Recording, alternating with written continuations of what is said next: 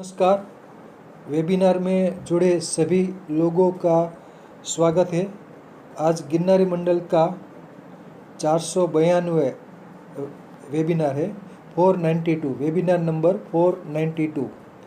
आज के वक्ता हैं वडोदरा से श्री संजय भाई त्रिवेदी और श्रीमती पुनीताबेन त्रिवेदी, जो हमें एक अक्षरी मंत्र ओम के बारे में वक्तव्य देंगे। श्री संजय भाई त्रिवेदी साहब से विनती है कि वो अपना वक्तव्य शुरू कर सकते हैं। नमस्कार सर, जय धन्वंतरी।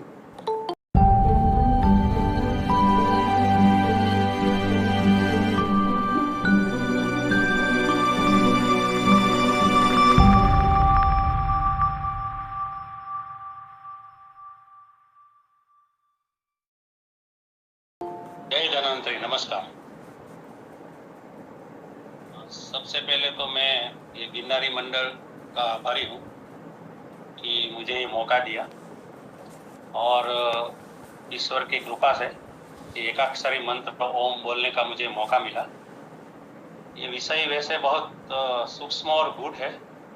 हम जो स्थूल रूप से ओमकार का उच्चारण वैखरी वाणी से करते हैं और जिसको हम अनाहत नाद के रूप में समझते हैं, कॉस्मिक साउंड या तो प्राइमोडियल साउंड, वो ओमकार के बारे में बोलने के लिए मतलब बहुत सूक्ष्मता है वो मंत्र में। फिर भी मैं एक सामान्य व्यक्ति और संसारी मनुष्य के भूमिका में कुछ प्रयास करूंगा कि जो हमारे श्रुति स्मृति और पुराण, वेद उपनिषद पुराण, वो सब ग्रंथों में ओमकार के बारे में जो समझाया गया है, उसका जो महत्व है, तो उसको मैं कुछ आपके सामने रखने का एक स्थूल प्रयास करूंगा। और यहाँ पे कुछ लोग विद्वान है ये सब्जेक्ट में भी, बाकी डॉक्टर्स भी है आयुर्वेदिक। तो अगर मेरी कहीं क्षति होती है तो मेरे वक्तव्य के बाद आप जरा मुझे वो बताना, कहीं पे अगर चूक होती है तो वो सुधार लेना आप, ऐसी मैं आशा करता हूँ। और अभी मैं ये ओमकार के बारे में वक्तव्य देने का प्रयास करता हूँ, जो भी मेरी समझ में आया है अलग अलग ग्रंथों में से पढ़ने के बाद, उसको मैं समझाने का प्रयास करता हूँ। एकाक्षरी मंत्र ओम, जिसको प्रणव, उद्गीत, ब्रह्म, आत्मा, ईश्वर, और वो ओमनी प्रेजेंट है, ओमनी पोटेंट है, ओमनिशिएंट है, मतलब सर्वव्याप्त है, सर्वशक्तिमान है और सर्वज्ञ है। उस ओमकार के बारे में हम जानेंगे। सबसे पहले तो हम इस ओमकार मंत्र का उसको नमस्कार करेंगे। ये जो षडाक्षर मंत्र है उसका ही एक वर्ष है, ओमकारम बिंदु संयुक्तम नित्यम ध्यायन्ति योगिनः कामदम मोक्षदम चैव ओंकाराय नमो नमः। इसका अर्थ है कि जो योगी पुरुष है, जो इसकी साधना करते हैं, वो अनुस्वार युक्त ओम का सदा ध्यान करते हैं। अतः समस्त कामनाओं की पूर्ति करने वाले तथा मोक्षदायक ओमकार को हम नमस्कार करते हैं। यहाँ एक ध्यान रखने की मतलब ध्यानाकर्षक बात यह है कि ओमकार को कामनाओं की पूर्ति करने वाला भी कहा गया है और मोक्षदायक भी कहा गया है। वैसे कामनाओं की पूर्ति करना और मोक्ष, ये दोनों आध्यात्मिक रूप से विरोधाभासी है, लेकिन उसको हम आगे समझेंगे कि कैसे वो कामनाओं की पूर्ति करता है और कैसे वो मोक्षदायक है। और दूसरा एक जो प्रणवोपासना की पुस्तक है, प्रणवोपासना का, उसमें से मैंने ये मंत्र लिया है। प्रकाशाकाशम विंदम शब्दलिंगम शिवात्मकम चिदानंद ब्रह्म मुद्रम सदक्षरम नुमस्तोदम। प्रकाश एवं आकाश, ये जो तत्वद्वय है, मतलब जो दो तत्व है, क्योंकि ये पूरा सृष्टि है वो वैसे हमको द्वैत रूप से दिखता है। व्यवहारिक रूप से हम उसको द्वैत देखते हैं कि प्रकृति पुरुष है, स्त्री पुरुष है, शिव शक्ति है, सूर्य चंद्र है, तो सबको हम द्वैत रूप में देखते हैं। लेकिन उसके जब परे जाते हैं तब वो अद्वैत है। और ओंकार भी वैसे अद्वैत को ही समझाता है, वो हम आगे देखेंगे। तो ये प्रकाश एवं आकाश तत्वद्वय है, उसका पिंडीभूत ज्ञान जिस शब्द लिंग से प्रकट होता है, और शिव और आत्मा एक ऐक्य स्वरूप है, जैसे शाश्वत सद्ध्वनि में ब्रह्म के अखंड चित्त और आनंद स्वरूप मुद्रित है, उस ओम की हम स्तुति करते हैं। मतलब ओमकार के बारे में हम जो भी अपने सूक्ष्म स्थूल रूप को हमारी स्थूल वाणी से, वैखरी वाणी से उसके बारे में जो जानेंगे, सत्संग करेंगे, मतलब एक प्रकार से उसकी स्तुति करेंगे। अभी जो हमारे वेद उपनिषद, उसमें जो ओम का महत्व और ओम के बारे में बताया है, उसमें सबसे पहले यजुर्वेद का मैंने ये मंत्र लिखा है, ओम खम ब्रह्म। खम माने आकाश, तो ओम सबका रक्षक ब्रह्म परमेश्वर है, जो आकाश के समान सर्वत्र व्यापक है। इसलिए उसको आकाश की उपमा इसलिए दी गई है कि वो सर्वत्र व्यापक है, वो अनंत है। और दूसरा जो मंत्र है वो मुंडकोपनिषद से लिया है, और देवी भागवत पुराण में भी है, प्रणवो धनु शरो यात्मा ब्रह्म तलक्ष्यम उच्यते अप्रमतेन वेदव्यम सर्वतन्मेयो भवेत्। मतलब प्रणव को यानी कि ओमकार को धनुष के रूप में कहा है कि वो धनुष है, और आत्मा है उसको बाण के रूप में लिया है। और जो लक्ष्य है, क्योंकि धनुष और बाण से हम लक्ष्य का वेद करते हैं, तो वेद किसका करना है, किसको प्राप्त करना है, तो ब्रह्म को प्राप्त करना है। मतलब ये जो प्रणव है उसके माध्यम से हम ब्रह्म के लक्ष्य को प्राप्त कर सकते हैं, और उसका प्रमाद रहित होकर वेदन करना चाहिए। मतलब जिसमें प्रमाद नहीं करना चाहिए, शीघ्र ही उसको शुरू करना चाहिए। जैसे बाण अपने लक्ष्य में विलुप्त हो जाता है, उसी प्रकार मनुष्य को ब्रह्म में विलुप्त हो जाना चाहिए, मतलब ब्रह्म के साथ एकाकार होना। तीसरा जो मंत्र है वो कठोपनिषद से लिया है, जो यम नचिकेता का संवाद है। जो नचिकेता बालक था, उन्होंने यम को प्रश्न पूछे थे, और उसमें यम ने नचिकेता को एक जगह ऐसा कहा है कि सर्वे वेदा यत् पदमामनन्ति तपांसि सर्वाणि च यत् वदन्ति यदि छन्दो ब्रह्मचर्यं चरन्ति तते पदम संग्रहेण द्रविण्यो इत्येतत्। मतलब ये है कि सारे वेद जिस पद का प्रतिपादन करते हैं, और सारे तप जो लक्ष्य की महिमा कहते हैं, और उसकी इच्छा करते हुए, कौन इच्छा करेगा, तो साधक है जो उसकी साधना करता है और ब्रह्मचर्य का पालन करते हैं, उस पद को मैं संक्षिप्त में कहता हूँ ओम। ऐसा यह अक्षर है। मतलब यम है वो नचिकेता को बोलते हैं कि मैं तुमको ये संक्षिप्त में कहता हूँ, और वो जो अक्षर है वो ओम है। मतलब यहाँ यमराज ने सारे वेद का प्रतिपादन करते हुए यम को ओम को कहा है। यो वा एतत् अक्षरम गार्गी अविदित्वा अस्मात् लोकात् प्रैति स कृपणः। मतलब एतत् अक्षरम, एकाक्षर को जाने बिना जो इस लोक से जाते हैं वह कृपण है, ऐसा याज्ञवल्क्य ऋषि गार्गी को कहते हैं। कृपण का मतलब कई संदर्भों में होता है। श्रीमद् भगवद गीता में भी श्री कृष्ण ने अर्जुन को कृपण भाव से पीड़ित है ऐसा कहा है। मतलब एक अर्थ उसका ऐसा है कि कृपण मतलब कि जो तन मन धन इसमें से किसी का भी अपना नुकसान सहन नहीं कर सकता है, उसको दया पात्र है, जो ऐसे कृपण है। तो याज्ञवल्क्य ऋषि ऐसा कहते हैं कि जो ये एकाक्षर मंत्र है उसको जाने बिना अगर ये लोक से चले जाए तो वो कृपण है, दया पात्र है। फिर है प्रणवोपनिषद। ये एक उपनिषद है, जैसे हमारे 108 उपनिषद है, उसमें जो मुख्य उपनिषद है ईशकेन कठ प्रश्न मुंडक मांडुक्य ऐतरेय छांदोग्य बृहदारण्य, उसमें फिर कुछ और भी उपनिषद बहुत सारे हैं, लेकिन मुक्तिका उपनिषद में 10 उपनिषद, या तो जो शंकराचार्य ने भाष्य लिखा है वो 10 मुख्य उपनिषद है। इसके सिवाय एक प्रणव उपनिषद है, उसका एक मंत्र है तत्र देवाश्रयः प्रोक्ता लोका वेदाश्रयो नयः न तस्रो मात्रा दधमात्रा च प्रत्यक्षस्य नशवस्य तत्। मतलब उस ओंकार रूप ब्रह्म में, मतलब ओंकार को ब्रह्म रूप कहा है, और 3 देवता ब्रह्मा विष्णु महेश महादेव शिव, 3 लोक भू भुव स्वः, जो कि ये भू भुव स्व है, वो 3 व्याहृति भी बोलते हैं उसको, जो गायत्री मंत्र के शुरुआत में आता है प्रणव मंत्र के बाद भू भुव स्वः, 3 वेद ऋक यजुः साम। सामान्यतः वैसे 4 वेद है, लेकिन सामान्यतः कई जगहों पे वेद त्रयी जिसको बोला गया है, जैसे ऋग्वेद, यजुर्वेद और सामवेद, ये तीनों वेद। फिर 3 अग्नियां, गार्हपत्य, दक्षिणाग्नि, आहवन्य। अशोक भाई जानी ने जो अपने यज्ञ के वेबिनार में अग्नि के बारे में बताया था, ये 3 प्रकार की अग्नि होती है और 3 पूर्ण मात्रा और एक अर्ध मात्रा, अ, उ और हलंत म, अकार, उकार और मकार एवं अनुस्वार, इससे ये ओंकार बनता है।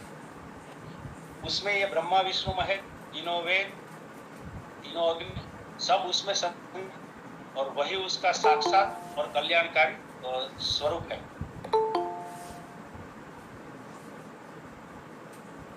इसके बाद जो कि गोपालाचार्य वैसे मांडुक्य उपनिषद सबसे छोटा उपनिषद है, उसमें सिर्फ 12 मंत्र है और ये पूरा उपनिषद ओंकार के बारे में है। वैसे अगर ओंकार को सूक्ष्म तरीके से समझना है तो मांडुक्य उपनिषद सबसे श्रेष्ठ है। और ऐसा कहा जाता है कि जिसने मांडुक्य उपनिषद को समझ लिया उसको ब्रह्म समझ में आता है। इसके द्वारा ओंकार को समझने के बाद ओंकार के द्वारा, और वो मांडुक्य उपनिषद को समझाने के लिए गौड़पाद ने मांडुक्य कारिका लिखी है, उसमें 400 श्लोक है। तो 12 मंत्रों को समझाने के लिए 400 श्लोक, मतलब हम समझ सकते हैं कि वो कितना गहरा विषय होगा मांडुक्य उपनिषद। उसमें लिखा है अमात्रोऽनंत मात्रश्च द्वैतस्योपशमः शिव ओंकारो विदितो येन स मुनिर्नेतरो जनः। ओंकार विषय रहित तथा विषय सहित दोनों का है और द्वैत भाव का नाशक कल्याणकारी है। द्वैत भाव जो मैंने अभी आगे बताया कि हम जो ये संसार में स्थूल रूप से देखते हैं हमको सब द्वैत दिखता है, लेकिन उसके परे अद्वैत है जो बीज है, वो द्वैत भाव का नाशक है, कल्याणकारी है। पुरुष उस ओंकार को जानकर मुनि हो जाता है। मतलब सिर्फ हम ओंकार को जान ले तो ये मुनि पद हम प्राप्त कर सकते हैं। उसके बाद कठोपनिषद, जो आगे कठोपनिषद का मंत्र आया, ये दूसरा है। एतदालंबनम श्रेष्ठमेतदालंबनम परम एतदालंबनम ज्ञात्वा ब्रह्मलोके महीयते। मतलब यही ओम है, वो श्रेष्ठ अवलंबन है और सर्वोत्कृष्ट आलंबन है और इसी के आलंबन से ज्ञानी ब्रह्मलोक को प्राप्त करते हैं। वैसे भी हमको जो सामान्य व्यक्ति है उसको कुछ ना कुछ आलंबन चाहिए, तो ओंकार के आलंबन से हम ब्रह्मलोक को प्राप्त करते हैं, ऐसा ये कठोपनिषद में कहा है। उसके बाद है छांदोग्य उपनिषद। ओम इत्येतदक्षर मुद्गीत उपासित ओम इति गयति तस्योपव्याख्यान। इस अक्षर उद्गीत की ही उपासना करे, यह उपनिषद ओम का ही उपाख्यान है। मतलब आगे जो हमने देखा कि ओंकार को प्रणव कहते हैं और प्रणव के बारे में हम आगे की स्लाइड में जानेंगे कि उसको प्रणव कहने का तात्पर्य क्या है, और उसको उद्गीत भी कहा जाता है। उद्गीत का एक अर्थ होता है कि ऊंचे से गाना, और जो सामवेद है उसमें सब गान रूप में है। ऋग्वेद के जो मंत्र है वो गाए गए हैं और उसमें ओंकार को उद्गीत कहा है। इसके बाद है श्रीमद् भगवद गीता, जो सब उपनिषदों का दोहन करके सब उपनिषदों का सार तत्व भगवद गीता में है। उसमें श्री कृष्ण ने ओंकार के बारे में कहा है कि ओम इत्येकाक्षरम ब्रह्म व्याहरन् मां मनुस्मरन् यः प्रयाति त्यजन् देहं स याति परमां गति। जो पुरुष ओम इस एक अक्षर ब्रह्म का उच्चारण करता हुआ और मेरा स्मरण करता हुआ शरीर का त्याग करता है वह परम गति को प्राप्त करता है। यहाँ अक्षर ब्रह्म कहा है, तो अक्षर मतलब अवत्ताक्षर, क्षर मतलब नाश होना, तो जिसका नाश नहीं होता है उसको अक्षर कहते हैं, तो इसलिए उसको अक्षर ब्रह्म कहा है। वैसे भी जो संस्कृत में जिसको अक्षर कहते हैं वो अक्षर इसी के लिए कहा है कि जो भी शब्द है, ध्वनि है, उसका कभी नाश नहीं होता, क्योंकि ये सृष्टि की जब उत्पत्ति हुई उसके पहले भी वो नाद था और उसी नाद से ये सृष्टि की उत्पत्ति हुई। सृष्टि का जो उत्पत्ति स्थिति और प्रलय वो जो चक्र चलता रहता है उसके बाद भी नाद रहता है, वो अव्यक्त स्वरूप में रहता है, इसलिए उसको अक्षर कहा है कि उसका नाश नहीं होता है। उसके बाद मनुस्मृति, तो मनुस्मृति में अकारम चाप्यकारम च मकारम च प्रजापति वेद त्रयात्रिरहत भूर्भुवः स्वरतिथि च। मनुस्मृति में मनु ने कहा है कि परमात्मा ने ओम शब्द के अ, उ और म अक्षरों को तथा भू भुवः स्वः गायत्री मंत्र की इन तीन व्यावृत्तियों को तीनों वेद से धोकर सार रूप में निकाला है। वैसे श्री राम शर्मा आचार्य जी ने भी अपने नाद ब्रह्म और शब्द ब्रह्म पुस्तक में लिखा है कि सबसे पहले ओंकार की उत्पत्ति हुई, उसमें से ये तीन व्यावृत्तियां निकली और ओंकार है वो महाव्यावृत्ति है। वैसे व्यावृत्ति का शाब्दिक अर्थ तो कथन होता है, मतलब रहस्यमयी कथन। तो भू स्वः ये जो गायत्री मंत्र की तीन व्यावृत्ति है वो तीनों वेदों से धोकर सार रूप में निकला है और वो ओम से उत्पत्ति हुई है। वैसे भी गायत्री मंत्र को चतुष्पाद कहा है। अगर प्रणव मंत्र ओम को निकाल दे तो वो त्रिपदा हो जाती है, ओम के साथ वो चतुष्पाद। उसके बाद मांडुक्य उपनिषद का फिर से एक मंत्र है कि ओम इत्येत अक्षरमिदं सर्वं तस्योपव्याख्यानं भूतं भवत् भविष्यति सर्वं ओंकार एव यच्चान्य तत्त्रिकालातीतं तदप्यो ओंकार एव। मतलब ओम वह अक्षर है जिसमें संपूर्ण भूत, वर्तमान तथा भविष्य का आख्यान है। इसी प्रकार काल की सीमा से परे जो कुछ भी हो सकता है वह भी ओम है। मतलब ओम त्रिकालातीत है और काल भी है, भूत, वर्तमान और भविष्य है, वो भी ओंकार के वाचक है। और उसकी सीमा के परे, काल की सीमा के परे जो कुछ भी है वो भी ओम ही है। अब हम मांडुक्य उपनिषद के जो ओंकार के 4-5 जो मुख्य मंत्र है उसको लेते हैं 12 में से। आगे हमने 2 मंत्र लिए, उसमें ओंकार के कुछ 4 पद बताए, उसकी 4 अवस्था बताई है और वो उसका संदर्भ है हमारे जीवन से। हमारा जो ये पूरा जीवन है उसमें 3 अवस्था व्यक्त स्वरूप में है। एक है जागृत अवस्था, दूसरी है स्वप्नावस्था और तीसरी है गाढ़ निद्रा। तो जो वेकफुलनेस कहते हैं, ड्रीम स्लीप कहते हैं, और ड्रीमलेस स्लीप जो डीप स्लीप है, गाढ़ निद्रा है, उसको ओंकार के स्वरूप के ओम के जो अ, उ और म ये जो मकार है और उसके ऊपर जो अर्धचंद्राकार और बिंदी है वो चतुर्थ पाद है। चतुर्थ पाद वो तुर्य है, वो एक्चुअली अनुभूति का विषय है। हम शब्दों से उसको समझेंगे, लेकिन उसको जानना है तो उसकी अनुभूति करनी पड़े, उसके बिना हम तुर्य को नहीं समझ सकते। जो पहला मंत्र है, जागृत स्थानो बहिष्प्रज्ञः सप्तांग एकोनविंशति मुखः स्थूल भुग्वैश्वानरः प्रथमः पादः।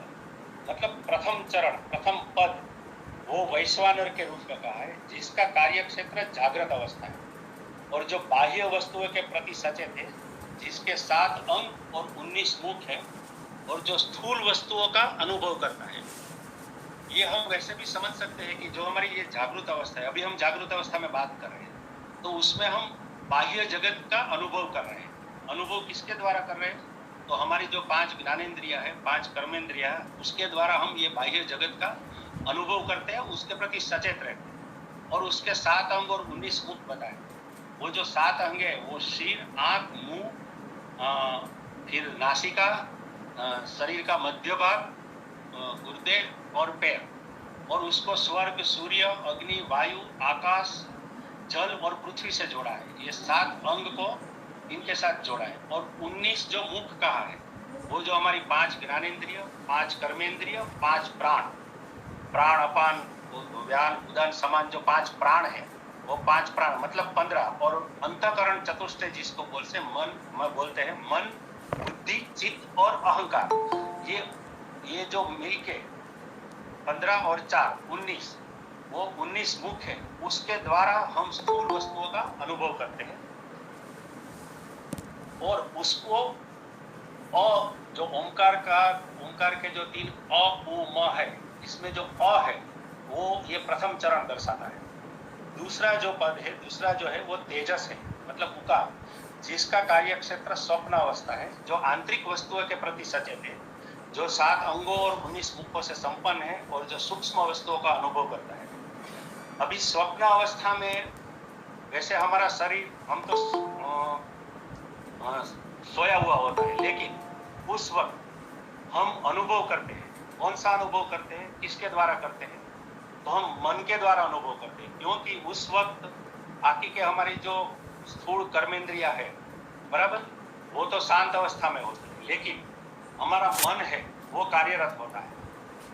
और जैसे जो हिप्नोसिस में सबकॉन्शियस माइंड कहते हैं, तो जो स्वप्न अवस्था में क्या है कि मन के द्वारा हम अनुभव करते हैं, और स्वप्न में हमको उस वक्त जब हम स्वप्न अवस्था में होता है तब हमको वो लगता है सत्य, क्योंकि हम उसमें राजा होते हैं, भिखारी होते हैं, नेता होते हैं, कई सारे अनुभव हम स्वप्न में करते हैं। हमको डर लगता है, खुशी होती है, आनंद व्यक्त करते हैं। तो वो जो स्वप्न अवस्था में अनुभव करते हैं, जब हम जागृत अवस्था में आते हैं तब हमको पता चलता है कि ये तो स्वप्न था, मतलब ये मिथ्या था, ये सही नहीं था, लेकिन उस अवस्था का अनुभव तो रहता ही है। तो ये जो उकार है उसको स्वप्न अवस्था से जोड़ा गया है। फिर जो तीसरा चरण है मकार, उसको प्रज्ञा के साथ जोड़ा गया है। यत्र सुप्तो न कंचन कामम कामयते न कंचन स्वप्नम पश्यति तत् सुसुप्तम सुसुप्त स्थान एकीभूत प्रज्ञान घन एवानंदमयो व्यानंद भुक चेतो मुख प्रगशित पाद। ये पांचवा मंत्र है मांडव्य उपनिषद का, वो तीसरा चरण दर्शाता है। और वो गहरी नींद, डीप स्लीप, जिसमें सभी अनुभव एकीकृत हो जाते हैं और वास्तव में वो चेतना का एक समूह है जो आनंद से भरा है और आनंद का अनुभव करता है। मतलब स्थूल रूप से जो हम आनंद का अनुभव करते हैं वो गाढ़ निद्रा में करते हैं, क्योंकि उसमें मन भी एब्सेंट रहता है, उसमें मन का कार्य समाप्त हो जाता है, इसलिए हमको स्वप्न नहीं आता है गाढ़ निद्रा में। और वो जो डॉक्टर्स है, मेडिकल डॉक्टर्स है, उनको पता है कि 90 मिनट्स की हमारी नींद होती है, स्लीप होती है, उसकी साइकिल होती है, उसको रैपिड आई मूवमेंट भी कहते हैं, आरईएम स्लीप कहते हैं। वो 90 मिनट्स की होती है। तो स्वप्न के बाद गाढ़ निद्रा आती है, और गाढ़ निद्रा है इसको प्रज्ञा से जोड़ा है। एक्चुअली प्रज्ञा है, उसका एग्जैक्ट इंग्लिश वैसे इंटेलिजेंस कहा जाता है, लेकिन हम जो इंटेलिजेंस बुद्धि की बात करते हैं वो मन से जुड़ी है, लेकिन ये जो प्रज्ञा है ना वो चित्त से जुड़ी है। तो यहाँ जो आयुर्वेदिक डॉक्टर्स है उन सबको तो भली भांति पता है कि मैं जो बोल रहा हूँ प्रज्ञा मतलब वो चेतना से जुड़ी है। और आयुर्वेद में तो ये प्रज्ञा अपराध का बहुत ही महत्व है, क्योंकि उसी से हमारे जो भी शरीर में रोग आते हैं वो प्रज्ञा अपराध की वजह से आते हैं। तो ये जो तीसरा चरण है उसको प्रज्ञा से जोड़ना है, उसमें चैतन्य का अनुभव है। और जो स्वामी सर्वप्रियानंद ने मांडुक्य उपनिषद के 6 वीडियो है यूट्यूब पे, वो आप सबको भी मैं अनुरोध करता हूँ, ये 6 वीडियो आप देखना। उसमें मांडुक्य उपनिषद का उन्होंने बहुत ही डिटेल्ड वर्णन किया है, और उसमें ये सब चीजें उन्होंने विस्तृत रूप से बताई है। और आत्मा को और चैतन्य को समझने के लिए भी शब्दों से समझना तो हम समझ सकते हैं कि जैसे हम गाढ़ निद्रा में होता है तो मन एब्सेंट होता है, लेकिन जब हम जागते हैं तब हमको पता चलता है कि मैं गाढ़ निद्रा में था। वो जो पता चलता है, वो जो सेंस करता है, जिसको पता है वो कौन है, वो चैतन्य है। तो ये जो तीसरा चरण है सुसुप्त अवस्था, वो मकार है। और इसके बाद छठे मंत्र में ऐसा कहा है कि एष सर्वेश्वर एष सर्वज्ञ एषोन्तर्याम्येष योनिः सर्वस्य प्रभावाप्यो हि भूतानां। वह ओम सभी का ईश्वर है, सबका ज्ञाता है, वह अंतर्यामी है, वह सबका स्रोत है, क्योंकि उसी से सभी प्राणियों की उत्पत्ति हो और अंत में उसी में लुप्त हो जाती है। मतलब ये विश्व में जो भी हमको स्थूल रूप से दिखता है, वो चाहे चेतन हो अचेतन हो, वो सब उसी से उत्पन्न होता है और उसी में लुप्त हो जाता है। और जो 7वां मांडुक्य उपनिषद का मंत्र है वो तूर्य अवस्था को दर्शाता है। जो ओंकार का जो बिंदु है ओंकार के ऊपर, वो तूर्य है। नान्तः प्रज्ञम न बहिष्प्रज्ञम नोभयतः प्रज्ञम न प्रज्ञानघनम न प्रज्ञम न प्रज्ञम अदृष्टम अव्यवहार्यम अग्राह्यम अलक्षणम अचिंत्यम अव्यपदेश्यम एकात्म प्रत्ययसारम प्रपंचोपशम शांतम शिवम अद्वैतम चतुर्थम मन्यन्ते स आत्मा स विज्ञेय। मतलब तूर्य को शब्दों के रूप में बताने की कोशिश की है कि तूर्य क्या है, तो कि वो नहीं है जो आंतरिक दुनिया के प्रति सचेत है, न ही जो बाहरी दुनिया के प्रति सचेत है, और फिर भी वो दोनों के प्रति सचेत है। और वो चेतना का एक समूह है, लेकिन चेतना कैसी, साधारण चेतना नहीं। अभी भी हम जागृत अवस्था में चेतना तो ही है, लेकिन जो तुरीय अवस्था की चेतना है वो साधारण चेतना नहीं है, न ये बेहोशी है, मतलब चेतना भी नहीं है, बेहोशी भी नहीं है, इसमें विरोधाभास दिखता है। यह अदृश्य, अव्यवहार्य, इंद्रिय ग्राह्य नहीं है, मतलब ये जो हमारी स्थूल इंद्रिय है, ये जो हमारे जिससे हम ग्रहण करते हैं, उससे हम इसको पकड़ नहीं सकते तुरीय को। वो अबोधगम्य, अचिंतनीय, अकल्पनीय और अवर्णनीय। मतलब ये पढ़ के ऐसा लगता है कि वैसे तुरीय को हम वर्णन करने की कोशिश कर रहे हैं, लेकिन अवर्णनीय। तो उसका तात्पर्य है कि वो अनुभूति का विषय है, वो वर्णन का नहीं है। और चेतना का जो सार है वो स्वयं ये तीनों अवस्था के रूप में प्रकट होता है। यह तुरीय सभी घटनाओं का अंत है, यह संपूर्ण शांत, शिव और अद्वैत है, उसको हम सच्चित आनंद कह सकते हैं। और ये जो चतुर्थ पद है तुरीय, उसके नाम से जाना जाता है, और यही आत्मा है और उसको ही जानना चाहिए। इसके बाद के मंत्र है, लेकिन वो मैंने नहीं लिए क्योंकि समय मर्यादा को ध्यान में रखते हुए वो मंत्रों को मैंने इसमें नहीं लिए। अभी शिव महिम्न स्तोत्र से तो सब लोग परिचित हैं। उसमें एक ये मंत्र है, त्रयीं तिस्रो ऋतिश्री भुवन मथो स्त्री नपी सुरा नकारा दे वर्णे स्त्री भीर गतिरण विकृति तुरीयं ते धाम ध्वनि भीर वरुदान मणुभिः समस्तम व्यस्तम त्वा शरण गुणाद्यो मिति पदम। ये 27वां श्लोक है शिव महिम्न स्तोत्र का। वो कहते हैं कि हे प्रभु, तीनों वेद, तीनों अवस्थाएं जो हमने अभी आगे देखी, जागृत, स्वप्न और सुषुप्ति, तीनों लोक, तीनों देव, वो अकारादि 3 वर्णों से अर्थात अ, उ और हलंत म, इन तीनों वर्णों से बतलाने वाला तथा संपूर्णतया विकार रहित आपके विशुद्ध स्वरूप का अति सूक्ष्म ध्वनियों से बोध कराने वाला ओम पद, ओमकार, समस्त व व्यस्त, इन दोनों प्रकारों से आप ही को प्रतिपादित करता है, मतलब शिव को। दूसरे शब्दों में व्यस्त रूप में प्रपंच सहित तथा समस्त रूप में प्रपंच रहित, प्रपंच सहित और प्रपंच रहित दोनों। ओम पद ये 3 वर्णों से आपके सर्व विकारातीत स्वरूप को, मतलब जो तुरीय अवस्था है उसको विकारातीत का है, सूक्ष्म ध्वनियों से बतलाते हुए आपका ही वर्णन करता है। अभी ओमकार के जप या तो ओमकार का उच्चारण करने में, जैसे हम दूसरे मंत्रों, वेद के जो मंत्र है उसके बारे में जानते हैं, ऐसे ही मंत्रो ही न स्वरतो वर्णतो वा मिथ्या प्रयुक्तो न तदर्थमाव स वाक् वज्रो यजमानम हिनस्ति यथेन्द्र शत्रु स्वरोत पराधार।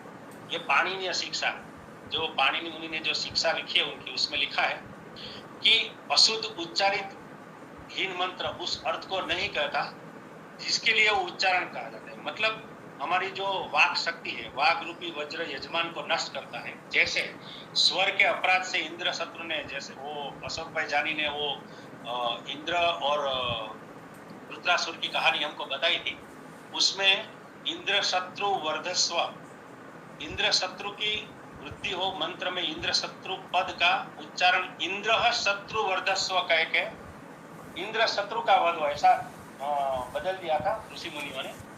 वो कहानी हमने आगे के वेबिनार में देखी है। मतलब कहने का तात्पर्य पाठ शिक्षा में कि अशुद्ध उच्चारित मंत्र साधक को लाभ क्वचित हानि पहुंचा सकता है। ये मैं इसलिए बता रहा हूँ कि ओम उच्चारण में कई बार गलती भी होती है। मैंने कई ऐसे भी वीडियो देखा है कि जिसमें ओम बोलते हैं, क्योंकि वो इंग्लिश में इंटरप्रिटेशन करते हैं कि AUM, एक्चुअली ऐसा नहीं है। अ, उ और मकार व्याकरण में गुण संधि का, पाणिनि के व्याकरण में गुण संधि का नियम है, जिसमें अ और उ दोनों की जब संधि करते हैं तो ओ होता है। मतलब सही में वो ओ का उच्चारण है, न कि ओम का उच्चारण है। तो कई लोग बोलते हैं ऐसा, लेकिन हमको ये ध्यान रखना चाहिए कि जब हम ओम का उच्चारण करें तो ओ का ही उच्चारण करें, न कि ओ का उच्चारण करें। उ का उच्चारण हमको नहीं करना है, क्योंकि अ से उ मिल जाता है। और वर्ण में ये जब ओम बोलते हैं तो सब जो वर्णाक्षर है, और मैंने आगे के वेबिनार में शिव के जो माहेश्वर सूत्र बताए थे, जो शिव के डमरू से निकले थे, वो जो 14 माहेश्वरी सूत्र थे, उसमें सबसे पहला सूत्र है, उसमें अ है। और अ एक ऐसा वर्ण है, वैसे वो स्वर है, जो स्वर और व्यंजन है उसमें, लेकिन वो वर्ण ऐसा है कि उसके बिना हम किसी भी वर्ण का उच्चारण नहीं कर सकते। किसी स्वर का, न तो किसी स्वर का, न तो किसी व्यंजन का। अ के बिना उसका उच्चारण नहीं होता है, क्योंकि अ है वो आदि अक्षर है, और वो कंठ जहां मूल है, हमारी वाणी का जो उच्चारण होता है वो कंठ के मूल से शुरू होता है, वहां से अ का उच्चारण होता है। हाँ, ह का भी वहां से होता है, लेकिन ह को बोलने के लिए हम हलंत ह वत्ता अ उसको जोड़ना पड़ता है। मतलब शब्द जो वर्ण है उसमें अ तो छुपा हुआ है, वो निहित ही है उसमें, उसके बिना हम उसका उच्चारण नहीं कर सकते। इसलिए अ को आदि वर्ण कहा गया है। और जब हम ओंकार बोलते हैं तो कंठ से अ का उच्चारण, ओ का उच्चारण करें, उसमें अ आता है, वो कंठ से होता है। और जो जो ये हलंत म है वो अनुनासिक है। तो जो हमने वर्णाक्षर का पूरा एक कोष्टक देखा था हमारे अगले वेबिनार में, क वर्ग, च वर्ग, ट वर्ग, ऐसे 5 वर्ग है, और उसके अनुनासिक है। उसमें ये जो मकार है वो आखिरी है। तो ये जो पूरा हमारा वोकल कॉर्ड है, जब हम ओंकार का उच्चारण करते हैं तो ओ के उच्चारण में मध्य भाग, अ में कंठ का मूल, और म में अनुनासिक, मतलब होठ जब बंद करते हैं उसके बाद ही म का उच्चारण होता है। और वो गुंजारों के बाद हम किसी स्वर का उच्चारण नहीं कर पाते। जब हम ओम, ये जो म का गुंजारव है, उसके बाद कोई भी वर्ण हम बोल नहीं सकते, और ये पूरा वोकल कॉर्ड कवर करता है। दूसरा, एक भाषा के रूप से हम ओम को समझ ले कि वैसे ओम अगर भाषा के संदर्भ में उसको अगर समझना चाहें तो मूल औ धातु से उसकी उत्पत्ति हुई है। मतलब औ धातु के वैसे बहुत सारे उसके अर्थ है, कुछ 15-20 उसके अर्थ है, गति, प्राप्ति, इच्छा, लेकिन एक उसका अर्थ है वो रक्षा करना है। मतलब ओम हमारी रक्षा करता है, वो ये व्याकरण के संदर्भ में मैं आपको दिखा रहा हूँ। अब ओम जप और प्रणवोपासना या तो नाद साधना, ये ओम का हम स्थूल रूप से जप करें और प्रणव उपासना करें, उसमें भेद है, वो हम आगे प्रणव की स्लाइड में देखेंगे। अभी मैं थोड़ा मतलब स्पीड में जाऊंगा थोड़ा, क्योंकि 10:50 हो गई। अच्छा, श्री राम शर्मा आचार्य ने नाद ब्रह्म शब्द ब्रह्म पुस्तक में और नाद बिंदु उपनिषद में दोनों जगह पे ये अकार उकार मकार को, अकार को आग्नेय, उकार को वायव्या, मकार को सूर्य मंडल, और नाद ब्रह्म शब्द ब्रह्म में विराट अग्नि और विश्व का वाचक कहा है। उकार को हिरण्यगर्भ तेजस और वायु का वाचक कहा है। मकार को ईश्वर आदित्य और प्राज्ञ का वाचक कहा है। और एक मंत्र है हंस मंत्र, वो हंस मंत्र है वो जीववाचक है। उसमें हम है वो शिववाच्य है, और स है वो शक्तिवाच्य है। मतलब ये जो पूरा सृष्टि है वो शिव और शक्ति दो ही है, और वो भी एक एनर्जी के दो अलग अलग स्वरूप है, शिव और शक्ति दोनों। हंस को जब हम उल्टा करते हैं तो सोहम होता है। तो सोहम साधना और ओंकार साधना दोनों एक ही है, लेकिन सोहम साधना में भी ओंकार निहित है, सूक्ष्म रूप से छुपा हुआ है। अगर स और ह ये व्यंजन को हम निकाल दें तो बाकी जो रहता है वो ओम है। मतलब सोहम मंत्र है वो भी ब्रह्म और आत्मा का ऐक्यवाचक है। तो ओम वो निर्गुण ब्रह्मवाचक है। तो सोहम जो हमारे सांसों के साथ चलता है, जब हम सांस अंदर लेते हैं तो सो का ध्वनि और बाहर निकालते तो हम का, वैसे वो सूक्ष्म प्रक्रिया होती है। सामान्यतः हमको वो अनुभूति नहीं होती है सोहम की, लेकिन ये सोहम का नाद चलता रहता है हमारे श्वासोश्वास के साथ। अभी हम ये पूरा जो आगे जो उपनिषद, वेद, भगवद गीता सब देखा, उसका एक थोड़ा ब्रीफ कंसोलिडेटेड देख लेते हैं कि ओंकार है, उसकी जो ये उसके जो 3 अक्षर है या 3 मात्रा है, वो भू भुव स्व है, जो लोक है तीन। उसको अगर चेतना के स्तर में समझे, स्टेट ऑफ कॉन्शियसनेस, तो ये जागृत, स्वप्न, सुसुप्ति है। अगर शरीर के संदर्भ में समझना चाहे तो स्थूल, सूक्ष्म और कारण के वाचक है। वाक है जो साउंड है, तो वैखरी, मध्यमा और पश्यंती है। काल चक्र, जो ये पूरी सृष्टि का काल चक्र चलता है, उसमें सृष्टि, स्थिति और प्रलय है, ये अ, उ और म उसका निर्देश करते हैं। उसके बाद है प्रकृति के गुण, जो सत्व, रजस, तमस, और जो देव, ब्रह्मा, विष्णु और रुद्र या तो महेश, ये जो तत्व है, शिव, शक्ति और मकार है वो शिव शक्ति का संयोजन है। और जो काल है भूत, वर्तमान और भविष्य, और व्यावृति भू भूव स्व मतलब पदार्थ और ऊर्जा, एनर्जी एंड मैटर। भूव वो अंतरिक्ष है और आत्मा है वो स्व है। और इसको पंचकोश के साथ भी जोड़ा है, जो अन्नमय कोश है, मनोमय कोश है, प्राणमय कोश है, विज्ञानमय कोश है और आनंदमय कोश है, उसको भी। और मैंने ये स्लाइड में नहीं लिया है, लेकिन ये जो 5 कोश है वो भी इसके संदर्भ में ये। अभी हम पतंजलि, महर्षि पतंजलि ने जो योग सूत्र में जो कहा है, अभी यहाँ से प्रणव चालू होता है। ये ओंकार को प्रणव के संदर्भ में समझे। पतंजलि ने तो सूत्र ही दिए योग सूत्र में, उसमें तस्य वाचक प्रणव और तज पस्तदर्थ भावना, मतलब ईश्वर का वाचक नाम प्रणव। प्रणव कहो कि ईश्वर कहो, एक ही, वो ईश्वर का वाचक है और वो ओंकार है। उस ओंकार का जाप और ईश्वर के अर्थ स्वरूप का ध्यान करना अर्थात चिंतन करना चाहिए। उसके बाद शिव पुराण में प्रणव के बारे में कई व्याख्याएं दी गई है, उसमें से हम 2-3 देखते हैं। एक है वह प्रोहि प्रकृति जातस्य संसारस्य मोहददेः नवम नामांतरमिति प्रणवम वे विदुदाः। मतलब प्र का अर्थ प्रकृति है, जो एक महासागर है, और इस भवसागर को, जैसे हम बोलते हैं कि भवसागर पार हो गए, वे महासागर को पार करने के लिए, और संसार के जो ये प्रपंच है, जो हमारे पर दबाव है, मजबूरी है, उसको पार करना वैसे मुश्किल होता है, लेकिन प्रणव एक दूसरी नाव बनकर आया है जो आपको संसार सागर के पार ले जाएगी। इसमें दूसरी नाव इसलिए लिखा है शिव पुराण में कि और भी है, और भी कुछ माध्यम है, ऐसा नहीं है कि अकेला प्रणव है, लेकिन प्रणव एक दूसरी नाव है कि जिससे हम ये संसार सागर को पार कर सकते हैं। दूसरा प्रणव का अर्थ समझने के लिए ये श्लोक देखते, प्रकर्षेण नूयते स्तूयते अनेन इति नौति स्तोति इति वा प्रणवः।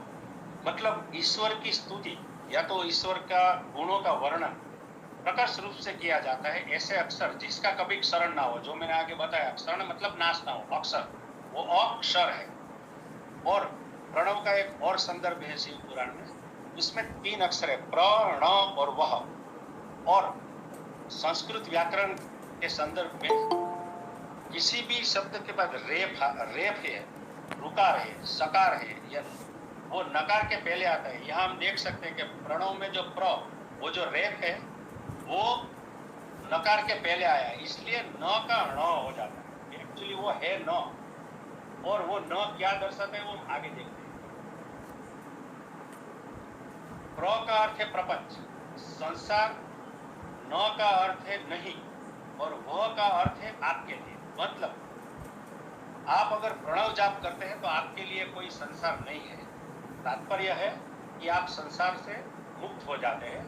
फिर आपके लिए जो संसार के प्रपंच है, वैसे ये संसार बौद्ध धर्म में भी कहा है, हमारे शास्त्रों में भी, कि सर्व दुखम, दुख है जो हमको दुख देता है, वो हम जो प्रणव का जाप करता है उसको वो दुख असर नहीं करते हैं और वो संसार पार हो जाते हैं। मतलब प्रह प्रपंचो ननास्ति वो युष्माकम प्रणवम विदु। तो प्रणव इसलिए भी इसको कहा है कि वो इसके लिए संसार नहीं है, मतलब नकार है। और एक श्लोक है, प्रकर्षेण नयद्यस्मान क्षम व प्रणव विदु प्रकर्षेण नयत वह। प्रणव आपको श्रेष्ठ तरीके से मोक्ष की ओर ले जाता है। अभी प्रणव के भी 2 प्रकार है, एक है सूक्ष्म प्रणव और एक है स्थूल प्रणव। ओंकार है वो सूक्ष्म प्रणव है, और नमः शिवाय है वो स्थूल प्रणव है। वो जो नमः शिवाय पंचाक्षरी मंत्र है, उसमें न है वो पृथ्वी, म है वो ध्वनि, वो ध्वनि जल, शी है वो अग्नि, वा है वो वायु, य है वो आकाश। ये पांचों जो ध्वनि है, न, मह, शी, वाय, ये 5 तत्वों को दर्शाता है। ये सिद्ध शैव परंपरा में लिखा, शैव जो हमारे शैव संप्रदाय, शाक्त संप्रदाय, वैष्णव संप्रदाय, ऐसे जो संप्रदाय है, उसमें शैव संप्रदाय में 2 भाग है, एक सिद्ध शैव परंपरा है और एक शैव सिद्धांत परंपरा है। जो शैव सिद्धांत परंपरा है उसमें न ईश्वर को गुप्त रखने की शक्ति कहा गया है, म है वो दुनिया, शी है वो शिव, वा है वो ईश्वर और उसकी खुलासा करने वाली शक्ति, और यह आत्मा का प्रतिनिधित्व करता है। मतलब दोनों संप्रदाय में उसका विवरण किया है कि ये नमः शिवाय क्या है, और नमः शिवाय स्थूल प्रणव है। अभी एक प्रक्रिया दी गई है कई पुस्तकों में कि जो सामान्य संसारी लोग हैं उसको पहले शिवाय नमः का जाप करना चाहिए, बिना प्रणव के। उसके बाद कुछ उसमें प्रगति हो, कुछ समय के बाद वो नमः शिवाय बोल रहा है। उसके बाद तीसरे स्टेप में ओम नमः शिवाय का जप करना है, उसके आगे प्रणव लगाना है। और शिवाय नमः और नमः शिवाय वो ये हमको कोई भी भौतिक प्राप्ति करना है, हमारी इच्छा है तो उसके लिए करना है। लेकिन जब हम कोई स्थूल रूप में या भौतिक इच्छा नहीं है हमको, तब हमको ओम नमः शिवाय का जाप करना है कि जो ईश्वर प्राप्ति के लिए है। और उसके बाद ओमकार की साधना आती है। ये 4 स्टेप के बाद ओम नमः शिवाय के बाद ओमकार की साधना चालू होती है। और उसमें भी 2 भेद है, ह्रस्व प्रणव और दीर्घ प्रणव। तो सामान्यतः हम जो वैखरी वाणी से उच्चारण करते हैं वो स्थूल रूप से वो ह्रस्व प्रणव है। लेकिन उसके साथ जब बिंदु, नाद, शब्द, काल, कला, वैसे तो ओमकार की 12 कलाएं दिखाई है। जो नाद बिंदु उपनिषद है उसमें हंस के साथ उनकी तुलना की है, वो उसमें हम नहीं जाते हैं। लेकिन ये जो दीर्घ प्रणव है वो सिर्फ सिद्ध पुरुषों के लिए, सामान्य जन के लिए नहीं, और वो हम समझ भी नहीं सकते। क्योंकि मैं एक सामान्य उदाहरण देके समझाता हूँ कि मान लो कि कोई शास्त्रीय संगीत हम सुन रहे हैं, तो जिसको संगीत का ज्ञान नहीं है वो उसका आनंद लेंगे। लेकिन जो संगीतज्ञ है, जिसको उसका पूरा ज्ञान है, वो उसके सुर, ताल, लय, उसके सारे गम बदनी है, उसको मालूम है कि यहाँ सा का उपयोग हुआ, ग का हुआ, मतलब सरज, ऋषभ किसका हुआ, उसको सब पता चलता है। यही चीज यहाँ है कि हमको सिर्फ ह्रस्व प्रणव का पता चलता है। दीर्घ प्रणव के लिए वो बहुत लंबी साधना है और वो नाद योग की साधना है। उसके लिए पूरा नाद योग का अभ्यास करना पड़ेगा। तो उसका मैं ज्यादा विवरण नहीं करता हूँ, लेकिन ये बिंदु, नाद, शब्द, काल और कला, ये सब ओंकार की ही कला है और उसकी मात्रा है। उसके बाद शिव पुराण में ऐसा कहा है, ह्रस्व में और प्रवृत्तानाम निवृत्तानाम तु दीर्घकम, मतलब उसमें से वो निवृत्ति कराता है। और उसके बाद है सावित्री, मतलब जो महर्षि अरविंद की जो इंटरनेट पे आप देख सकते हो, सावित्री के कई आर्टिकल है, उसमें प्रणव के बारे में बताया है। प्रणवे विनिश्चय व्याहृति से च सप्तसु त्रिपदायाम च गायत्र्याम न भयम विद्यते क्वचित्। ओमकार में सप्त व्याहृति, मतलब आगे हमने 3 देखी, जो भू भूव स्व, उसके बाद मह, जन, तप, सत्य, वो 7 व्याहृति है। और गायत्री के त्रिपद युक्त पुरुष को भय कहीं पर भी नहीं होता है, मतलब ओमकार में ये सब है। उसके बाद सावित्री में और 2 है, मैं अभी ये श्लोक नहीं बोलता हूँ, सीधा अर्थ पे जाता हूँ समय की वजह से। ओमकार तथा, और ये दोनों शब्द प्राचीन काल में ब्रह्मा जी के कंठ से स्वतः निकले थे, इसलिए वे दोनों मंगल कारक कहे जाते हैं। ओमकार है वो ब्रह्मा के मुख से निकला था, ऐसा कई जगह पे हमारे ग्रंथों में लिखा है। इसके बाद सावित्री में ये भी लिखा है कि ओम इस एकाक्षर मंत्र के ध्यान से विष्णु विष्णुत्व को, ब्रह्मा ब्रह्मत्व को तथा शिव शिवत्व को प्राप्त हुए। फिर ओम के निरंतर जप से मौनी बुद्धि के कारण इधर उधर भटकते हुए मन पर आधिपत्य प्राप्त कर लेता है। फिर एक और चीज सावित्री में लिखी है कि ओम है वो निर्भय ब्रह्म है, अतः मन को प्रणव में युक्त करे और प्रणव में नित्य युक्त पुरुष को कहीं पर भी भय न करे, मतलब वो अभयदान है ओमकार का उच्चारण। अभी हम अलग अलग धर्मों में जो ओमकार के बारे में, ओमकार सभी धर्मों में है। मैंने यहाँ एक बौद्ध धर्म लिया है और हमारा जो सिख है उस धर्म है उसमें, और जैन धर्म में, ये 3 लिए। बाकी सब में भी कई सारे उसके है कि भाई ओमेन, आमीन, ये सब ओमकार है, ऐसा सब कहा गया है। लेकिन हम ये 3 धर्मों में देखते हैं कि ओम 5 परमेष्ठियों, मतलब जैनों का जो मंत्र है, वैसे वो नमो अरिहंताणम नमो सिद्धाणम जो है, उसमें अरिहंत, उसमें सिद्धाणम मतलब सिद्ध, वो उसको अशरीर कहा गया। अरिहंत अशरीर, आचार्य, उपाध्याय, वो जाणम है वो उपाध्याय, और मुनि। अभी इन सब के आप पहले अक्षर को देखेंगे तो अ, आ, उ और म है। ये मैंने एक जैन मुनि के पुस्तक में से लिया है। तो ये ओम है, उसको पंच परमेष्टि कहा गया है, और उसका शब्दांश, ये सब पंच परमेष्टि का जो संक्षिप्त रूप है वो ओम है, वैसा जैन धर्म में कहा है। और बहुत ही प्रसिद्ध बौद्ध धर्म का जो ये मंत्र है, ओम मणि पद्मे हूँ, तो ओम वो मणि जो पद्म पर विराजमान है। उसके बाद सिख धर्म में ये संपूर्ण जगत का स्वामी एक ही है और वही ब्रह्मांड का निर्माता है। उसका नाम सत्य है। वह भय से रहित और किसी के प्रति भेदभाव नहीं रखता है। वह जन्म मरण के बंधन से मुक्त है और स्वयं में ही परिपूर्ण है। यह गुरु साहिब का मूल मंत्र है।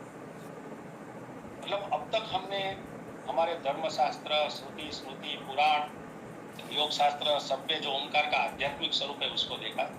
अभी हम 2 मिनट 3 मिनट में ये वैज्ञानिक आधुनिक विज्ञान ओम से, ओम के ऊपर ओम के चैंटिंग और उच्चारण से क्या क्या प्रभाव होते हैं उस पर कई सारे आज भी प्रयोग चल रहे हैं।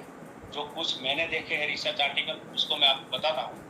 एक है ये स्पेक्ट्रल एनालिसिस ऑफ ओमकार, वो ये मिस्टर गुर्जर और लड़ाख है, वो जो सिपना कॉलेज है महाराष्ट्र में अमरावती में, उन्होंने उस पर पूरा एक्सपेरिमेंट किया। मैं उसका खाली कंक्लूजन आपको बताता हूँ कि जब हम जेंटली मतलब शांति से ओंकार मंत्र के साथ हमारे श्वासों को जोड़ते हैं और मन को जोड़ते हैं तो वो हमारे माइंड को एकदम शांत करता है, मन को शांत करता है, साथ साथ में हमारे शरीर को रिलैक्स करता है।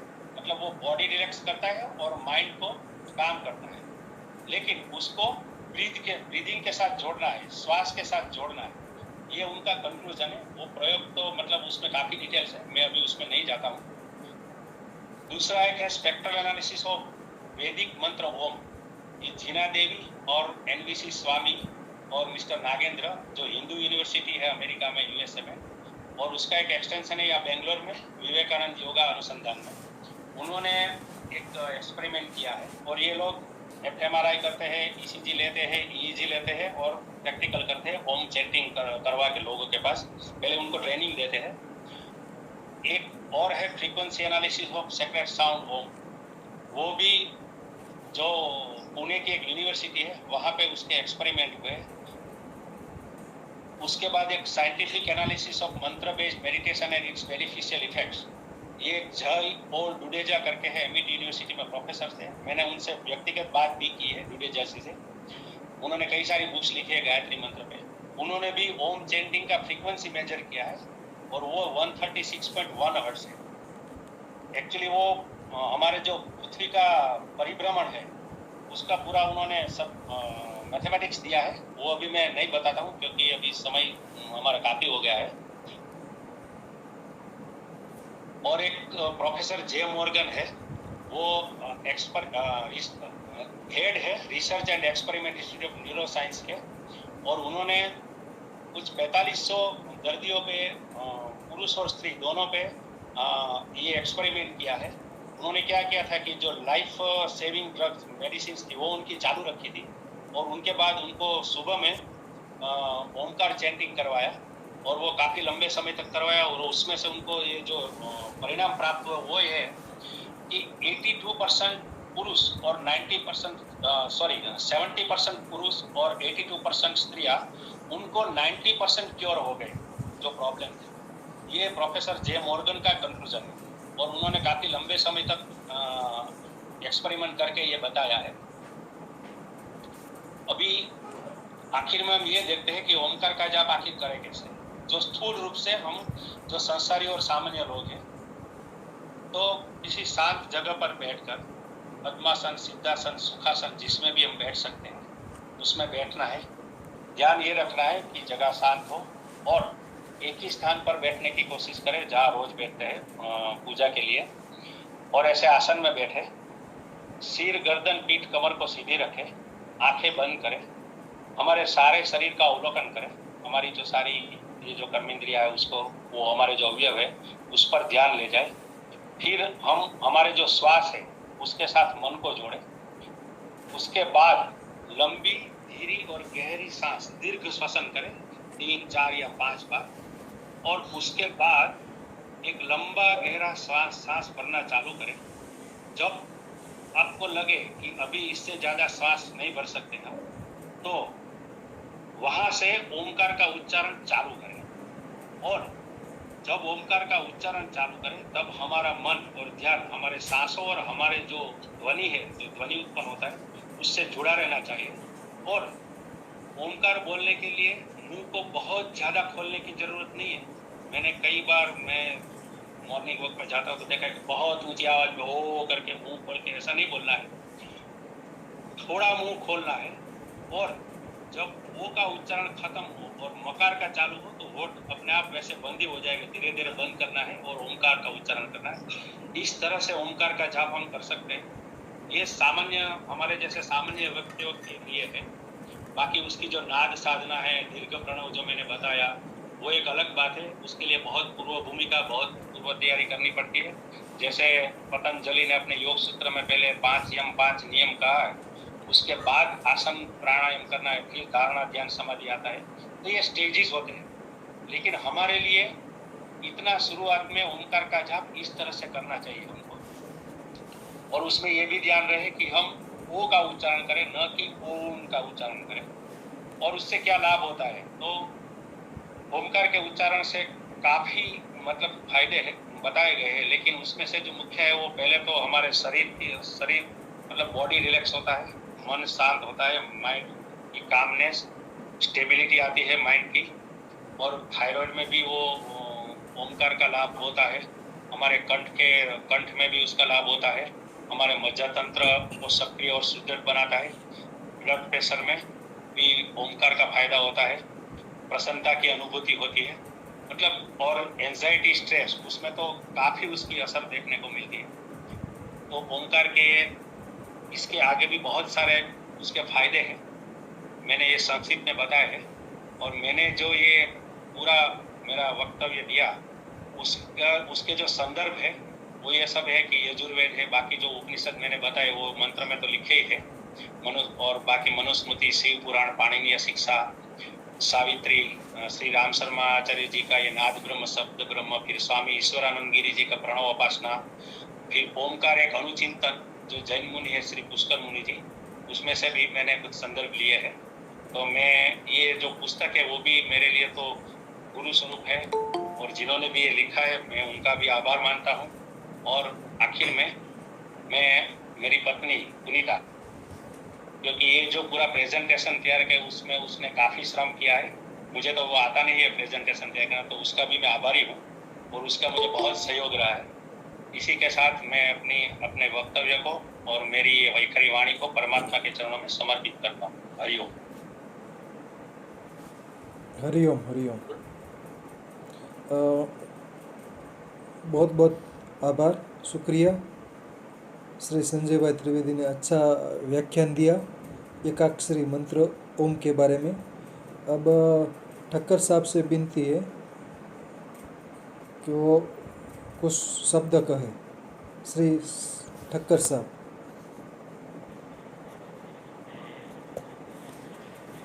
जय धन्वंतरी, जय श्री कृष्ण। पहले तो मैं संजय भाई त्रिवेदी और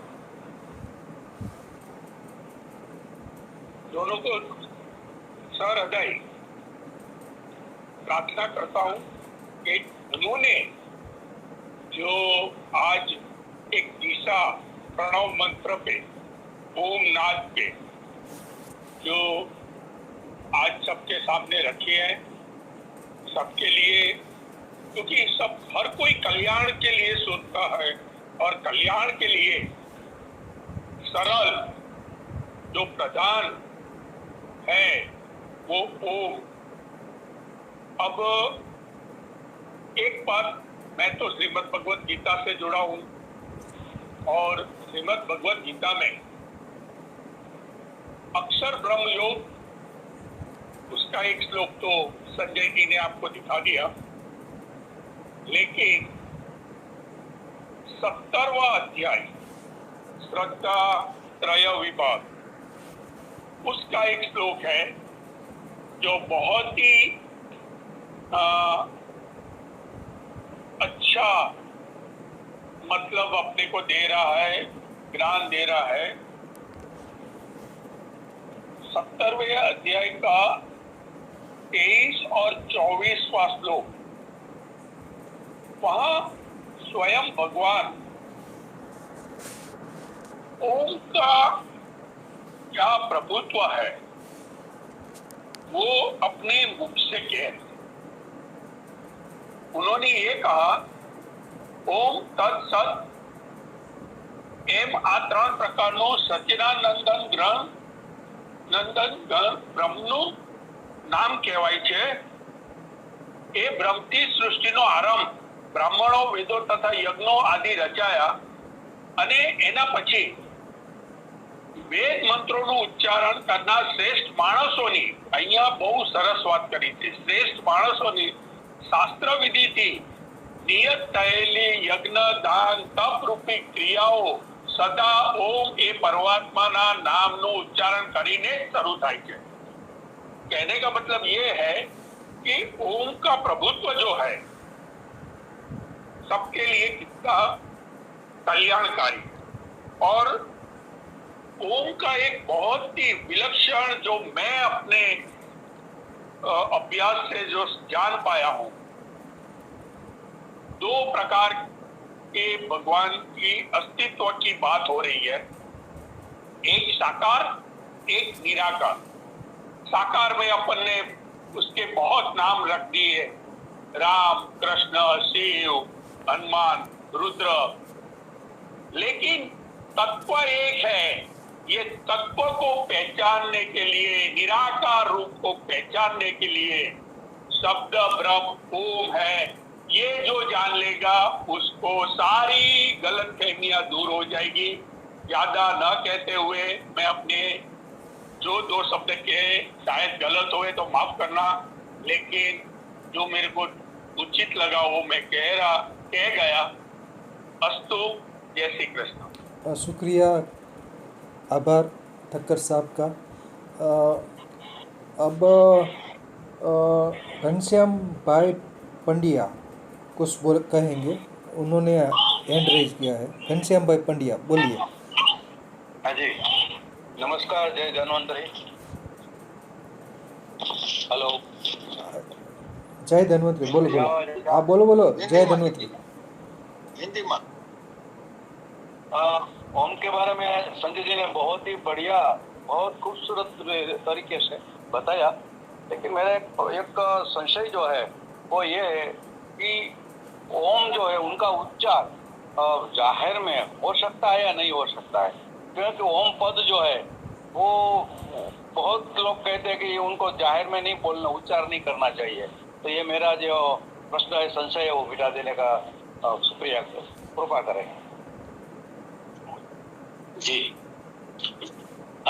वैसे आपकी बात तो सही है. वैसे तो कोई भी मंत्र है, जैसे गायत्री मंत्र के बारे में भी ये कहा जाता है कि उसको नॉट ओनली गायत्री मंत्र, ओम नमः शिवाय भी जहाँ पे भी प्रणव लगता है उसका उच्चारण नहीं करना चाहिए, ऐसा बताते हैं. वो मैं भी मानता हूँ, लेकिन कई बार क्या होता है कि पोस्ट वैदिक काल था, उसमें ऐसी ही चीजों को लेकर जिसको बोलते हैं कि दुर्बोध बना दिया था सामान्य जन के लिए. तो जैसे श्री राम शर्मा आचार्य जो विद्वान मनीषी है, ये युग पुरुष है, उन्होंने गायत्री मंत्र को बहुत प्रचलित किया. कभी कभी मुझे भी संशय होता था, लेकिन स्थूल रूप से हम जो ओमकार का उच्चारण करते हैं वो स्थूल रूप वैखरी वाणी से करते हैं, और ओम की जो साधना है, जो उपासना है, वो अलग बात है. तो इतना हमको ध्यान रखना चाहिए कि मतलब पब्लिकली हम ओम का उच्चारण वैखरी रूप से कर सके, क्योंकि एक ये भी सिद्धांत है कि मनोराग जिसको बोलते हैं, उसको अगर आपको शांत करना है तो सिर्फ आंखें बंद करके बैठेंगे ना तो वो नहीं होता है, क्योंकि मन को किसी का आलम्बन चाहिए, या तो श्वासों का या तो कोई चैंटिंग का. तो ओमकार को पहले वैखरी रूप से प्रैक्टिस करें. मैंने एक बहुत बड़े स्वामी, उनका वीडियो में नाम मुझे भी याद नहीं आता है, वो शंकराचार्य पीठ से जुड़े हुए हैं. उनका कहना यह है कि पहले 8 महीना आप वैखरी रूप से किसी मंत्र का या ओमकार का जाप करें, उसके बाद उसको मन के साथ जोड़े. जैसे वो वाचिक, उपांशु और मानसिक जप का है, लेकिन पहले वाचिक से शुरू करना है, फिर हमको उपांशु और मानसिक जप करना है. लेकिन मानसिक जप कोई सामान्य व्यक्ति सीधा नहीं कर पाएगा, तो शुरुआत में उसको वहां से स्थूल रूप से ही करनी पड़ेगी. तो किसी एक जगह पे, शांत जगह पे बैठ के ओमकार का उच्चारण वाचिक रूप से करें, फिर थोड़े समय के बाद मानसिक तैयारी करें और मन को जोड़ के प्राणों को और प्राणों के साथ जोड़ के उपासना चालू करें। उसके बाद वो मध्यमा में जाएगा, हृदय आकाश में, बराबर। उसके बाद वो पश्यंती में आएगा और परा तो अव्यक्त स्वरूप है। तो बाद में क्या होगा कि रोम रोम में, जैसे एक और उदाहरण भी है, एक फूलचोर स्वामी थे वृंदावन में। वो जब नर्मदा तट पे गए तो एक साधु ऐसे बैठे थे, कुछ बोल नहीं रहे थे। तो उन्होंने बोला कि आप तो कुछ जप नहीं करते हो। तो बोला कि यहाँ कान लगा, यहाँ कान लगा। और उन्होंने अपने ये संस्मरण में लिखा है कि उनके प्रत्येक अंग से राम का उच्चारण सुनाई देता, मतलब वो उसके रोम रोम में आ गया था। जैसे राम शर्मा आचार्य, रमण महर्षि है, उसको हमारे जैसे जप करने की जरूरत नहीं पड़ती है, वो तो पहली प्रक्रिया है। जैसे ये यजुर्वेद में कर्मकांड दिखाया गया है वेदों में, लेकिन उसके बाद क्या आता है, तो आरण्यक ग्रंथ आते हैं। तो वन में जाके, अरण्य में जाके उसका फिलोसॉफिकल तत्व ज्ञान समझना है, फिर संन्यासाश्रम आता है, तब उपनिषद को समझ सकते हैं। तो सामान्य व्यक्ति को वो लेवल तक जाने के लिए पहले वैखरी से तो चालू करना ही पड़ेगा, ये मेरा मानना है, व्यक्तिगत मंतव्य है। तो हम अपने आप व्यक्तिगत रूप से ओम का उच्चारण बड़ी आवाज में या तो वैखरी रूप से कर सकते हैं, लेकिन पब्लिकली न करे वो मतलब एडवाइजेबल है, क्योंकि गलत उच्चारण करना, वो जो मैंने मंत्रोहीन का वो जो श्लोक दिखाया था कि अशुद्ध उच्चारण करना, वो बहुत बड़ी गलती है। और वेद में तो ऐसा भी कहा है, उसको अधमपाठी कहा है कि उदात अनुदात स्वरित उसको समझे बिना, और गात्र वीणा, जैसे वो जो गणानाम त्वाम गणपति तुम हवामय साथ साथ में जो संज्ञा और सामवेद में ये फिंगर से करते, उसके बिना भी नहीं करना चाहिए। लेकिन वो क्या है, उसके लिए तो बहुत बड़ी शिक्षा चाहिए। सामान्य व्यक्ति के लिए ओंकार का जप हम कर सकते हैं, जो श्री कृष्ण ने श्रीमद् भगवद गीता में कहा है कि यज्ञानाम जप यज्ञोस्मि, यज्ञों में सबसे श्रेष्ठ यज्ञ मैं वो कौन, जप। तो जप के रूप में हम ओम का उच्चारण कर सकते हैं, ऐसा मेरी समझ है। ऐसी शायद गलती हो सकती है मेरी, तो कोई और विद्वान उसमें बता सके, लेकिन पब्लिकली करना उचित नहीं है, वो मैं मानता हूँ। आपका खूब खूब धन्यवाद। आपने जो ओम के द्वारा ये जो आध्यात्मिक स्नान करा है, इसलिए आपको खूब खूब धन्यवाद देता हूँ। आभार। अब भट्ट सर से अनुरोध है कि वो कुछ कहे। Bhatt sir chemistry, Bhatt sir chemistry. Ashok भाई जानी साहब से अनुरोध है, कुछ प्रश्न या कुछ संदेह हो तो पूछिए। वो नया जो सर, एक विनती करता हूँ आपको, जो संजय भाई साहब ने जो डॉक्टर साहब को आमंत्रण देकर बुलाया ना, उसका अभिप्राय ले लीजिए पहले। नहीं, आप बोलिए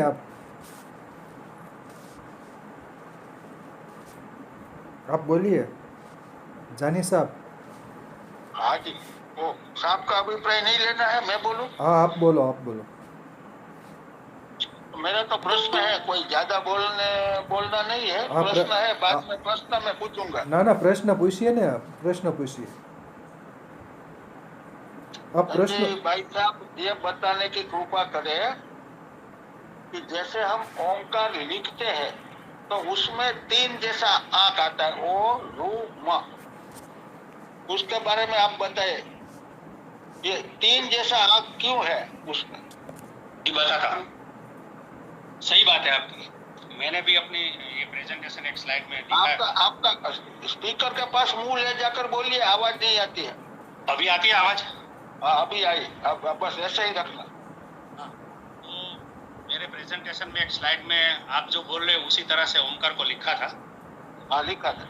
वो 3 अंक है, उसका तात्पर्य ये है, उसके लिए थोड़ा व्याकरण को समझना पड़े, क्योंकि जो भी वर्णोच्चार है, तो जो संस्कृत है उसमें 2 चीजें बताई है। एक तो उदात अनुदात स्वरित, तो ऊंची आवाज में बोलना, मध्यम में बोलना, नीचे से बोलना। और वो जो हम कई मंत्रों में देखते हैं, ऊपर 2 लाइन होती है, वो दीर्घ स्वरित है। 1 लाइन है तो स्वरित है, उसको ऊपर से बोलना है। ऊंची आवाज में। जो गणा नाम तो हम गणपति उसमें देखना कि ना जो है नाम उसके ऊपर 2 लाइन होगी, वो दीर्घ स्वरित है, तो वो हिसाब से उदात अनुदात स्वरित उस हिसाब से उच्चारण होते हैं। दूसरा है काल के अनुरूप, मतलब कितना समय लगता है, उसमें 1, 2 और 3 मात्रा होती है, उसको ह्रस्व, दीर्घ और प्लुत बोलते हैं। और वो जो ह्रस्व और दीर्घ है वो जो छंद शास्त्र जो छंद है उसमें लघु गुरु वही ह्रस्व दीर्घ है। तो ओम ओ के बाद 3 लिखने का मतलब ये है कि ओ का जो उच्चारण है ना उसको 3 गुना समय लगना चाहिए। जो सामान्य वर्ण हम अ बोले, क बोले, ख बोले और ओ बोले तो 3 गुना समय। और जो नीलकंठ पक्षी है, फिर जो नौलिया है वो अर्धमात्रा बोलता है, जो मयूर है वो पूरी 3 मात्रा बोलता है, जो पंचम और कोयल का पंचम सुर है। तो ये काल के रिस्पेक्ट में है कि कितना समय उसके उच्चारण में लगना है, वो दिखाता है वो 3 अंक। बराबर है। फ्लूट का जो मैं प्लूत उच्चारण है उसका। हाँ, फ्लूट का, ओके। अब दूसरा प्रश्न है, बोलो। ओमकार को एकाक्षरी मंत्र क्यों कहा जाता है? जी, वैसे ओंकार अक्षर भी है और शब्द भी है, ध्वनि भी है, मंत्र भी है, सब आवाज नहीं आता है? ओंकार अभी आता है आवाज? हाँ, अभी आता है, बस ऐसे बोलिए। ओंकार को हम एकाक्षरी मंत्र भी कहते हैं। मंत्र इसलिए कहते हैं, हम सब समझ लेते हैं कि कैसे शब्द कहते हैं, कैसे अक्षर कहते हैं, एकाक्षरी क्यों कहते हैं। वो ध्वनि है वो तो हम समझ सकते हैं। कोई भी अक्षर है उसके ऊपर जब अनुस्वार लगता है तो वो मंत्र बन जाता है। जैसे आपने सिद्धकुंजी का स्तोत्र है उसमें सुना होगा, अम कम चम टम तम पम यम शम भीम दुम एम भीम हम क्षम। सुना है। वो वर्ण मंत्र है। और जो हमारे 7 चक्र है, मूलाधार से लेकर सहस्रा, उसमें भी जो लम वम रम यम है ओम तक, उसमें अनुस्वार है। और उसके जो कमल की पंखुड़ियां है, पेटल्स है जो है, उसमें भी जो वर्ण लिखे है उसके ऊपर अनुस्वार आता है तो वो मंत्र बन जाता है। ऐसे ही ओमकार में जो मकार है, जो नाद है, गुंजारव है, बराबर, वो अनुनासिक है, अनुस्वार है, तो वो मंत्र है। और एकाक्षरी इसलिए है कि वैसे तो वो भाषा के रूप से देखने जाए तो अकार, उकार और मकार 3 अक्षर बोलते हैं, लेकिन जब उच्चारण करते हैं तो अ और उ मिलके ओ हो जाता है, वो पूर्ण एक अक्षर बनता है। मकार है वो तो गुंजारव है, तब तो हमारे होठ बंद हो जाते हैं और वो नाक से अनुनासिक के रूप में हमको उसका नाद के रूप में, ध्वनि के रूप में गुंजारव करना है। और वो हलंत है, जो गुजराती में हम पोड़ोમાં કહીએ ને, એટલે એ બંને મળીને જ્યારે એક ઓ થાય એટલે એ એક અક્ષર થાય છે। પણ શબ્દ એટલા માટે કહી શકાય કારણ કે એ સંયોજન છે અ અને ઉ નું, એટલે એને શબ્દ પણ કહી શકાય। એટલે કેટલીક જગ્યાએ શબ્દ બ્રહ્મ કીધો છે, પણ એને એકાક્ષરી મંત્ર એટલા માટે કહેવાય છે કે ખરેખર તો અ અને ઉ નું ભેગું થઈ અને ઓ બને છે। અને એમાં ઉચ્ચારણ આપણે મુખથી જ્યારે મુખ ખોલીને કરીએ છીએ ત્યારે ઓ નું ઉચ્ચારણ કરીએ છીએ અને પછી મકાર વખતે પૂર્ણ કરીએ છીએ। એટલે ઓમ કરીએ છીએ એ એક પ્રકારનો નાદ ધ્વનિ છે, એને અક્ષર ન કહી શકાય, એટલે એને એકાક્ષરી મંત્ર કહે છે। धन्यवाद। अगर आपको और किसी को सवाल है तो हाँ, पूछिए। और एक चीज और, तो क्या, पुनीता भी कुछ कहना चाहती है। नमस्ते अशोक काका। हाँ, अभी एक और एकाक्षरी मंत्र के बारे में मैं कुछ कहूँ कि जो हमारी 4 वाक शब्द वाणी होती है, मैं हिंदी नहीं बोल रही हूँ, हमारी जो 4 वाणी होती है उसमें परा, पश्चंती, मध्यमा और वैखरी। तो ओम जो है उसका जो ऋषि मुनियों, हमारे जो आर्ष दृष्टा थे, उन्होंने साक्षात्कार किया, वो एक चित्र के रूप में उनको दिखाई दिया था ओम। तो उसकी एक आकृति थी। अरे वाह वाह वाह वाह पुनीता। तो वो जो आकृति है उसको उन्होंने बाद में मंत्र के रूप में हमको दिया। हाँ, एक ही है, इसीलिए एकाक्षरी। हाँ, तो हम जो बोल रहे हैं वो वही है। और उन्होंने भी अ उ म ऐसे नहीं कहा था, उन्होंने ऐसे किया कि गणादीन् पूर्वमुच्चार्य वर्णादीन् तदनन्तरम् अनुस्वारः परतरः अर्धेन्दुलसितं तारेण रुद्धम् एतत् तव मनुस्वरूप। गणपति अथर्वशीष। वो गणपति अथर्वशीष में ओमकार की जो बात कही है वो ये उन्होंने हमें ऐसे बताया कि ये जो अकार है वो पहला है, फिर उकार आता है, फिर मकार है, उसके बाद जो चंद्रबिंदी है, मतलब पूरा जो ब्रह्म का स्वरूप है वो ओमकार है। और उन्होंने उसे देखा था ये फिगर में, मतलब ये सिंबॉलिक रिप्रेजेंटेशन जो हम ओमकार को जो सिंबल के रूप में देखते हैं वो ओमकार है, इसलिए भी उसको एकाक्षरी ओम कहते हैं। हाँ बराबर। जानी साहब वाह वाह, वो बोलते हैं ना, वो सौंदर्य लहरी में है ना, शिव शक्तिया युक्तो यदि भवति, तो मतलब शिव शक्ति के बिना शिव स्पंदन नहीं कर सकते। ये इसका मतलब प्रूफ है कि उसने कंप्लीट कर दिया। माहिती आपने दी है, खूब खूब धन्यवाद। वो पुनीता देवी को एक और प्रश्न है। जी बताइए। प्रश्न है, कितने स्वर आता है और कितना व्यंजन आता है? उसमें आगे ही हमारी स्लाइड में हमने बताया ना 3 है, मतलब 3.5 है। उसमें अ खाली एक वर्ण अक्षर है, स्वर स्वर है, और म है वो हलंत जो वर्ण। अ और उ और मकार है वो अनुनासिक है। हेलो, आवाज आती है मेरी? हाँ आती आती। अब खाट साहब से विनती है कि वो प्रश्न पूछे। खाट साहब ने हैंड रेज किया है। खाट साहब बोलिए। नमस्कार संजय भाई और पुनीता बेन। नमस्कार साहब, नमस्कार। मेरा एक प्रश्न है, वो जो ओमकार का जो मंत्र है उसी में एक तारक नाम का जप है और मारक नाम का जप है, तो ये दो जप का डिफरेंस क्या है? नहीं, वो जो तारक और मारक है उसके बारे में मैंने कुछ अभ्यास नहीं किया है और पढ़ा भी नहीं है। आवाज नहीं आ रहा है आपका? मेरी आवाज नहीं आ रही? Okay, hello hello. हाँ बोलिए संजय भाई। हाँ, वो मतलब कुछ चीजें तंत्र शास्त्र से जुड़ी हुई होती है, तो उसके बारे में मेरा इतना अभ्यास नहीं है तंत्र शास्त्र के बारे में।